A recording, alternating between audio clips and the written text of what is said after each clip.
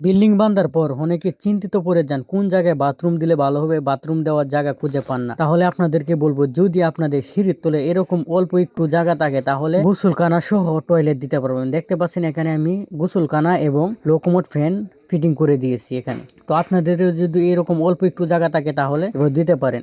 এখানে আবার উঁচু মিলে না বলে এখানে আবার 1 ফুট নিচে গর্ত করে তারপর নিচে দেওয়া হয়েছে। এই জন্য দেখতে পাচ্ছেন একটি সিঁড়ির ধাপ দেওয়া হয়েছে। আবার এই সাইডে দেখতে পাচ্ছেন যে সিঁড়ি একটি ধাপ বিমের 5 ইঞ্চি ধাপ ছিল, ওই জায়গায় তো এইভাবে 5 ইঞ্চি ধাপ ছিল, ওটা আবার 5 ইঞ্চি ওয়াল বাহির আবার এক্সট্রা তুলে তারপরে এই গ্যাপ মিলে দেওয়া হয়েছে। তা না হলে আবার বালতি পড়তো না বা একটি গ্যাপের এক্সট্রা গ্যাপ থাকতো। প্রথম অবস্থায় এখানে কাজ করতে আসলাম, পরে এখানে দেখেছিলাম 3 দিক দিয়ে এভাবে বিম ছিল, বিমের এভাবে কানিজ ছিল। কানিজ থাকার কারণে তারপরে রাজমিস্ত্রিকে বলে এখানে ওয়াল তুলে দিয়েছি, যেন এই ওয়ালটা সমান হয়ে যায় বিমের সমান সমান, কারণ বিম তো আর কাটা যাবে না, এই জন্য সমান সমান করে এক্সট্রা আবারও 5 ইঞ্চি ওয়াল তুলে দিয়েছি। এখন দেখেন কাজটা কেমন হয়েছে।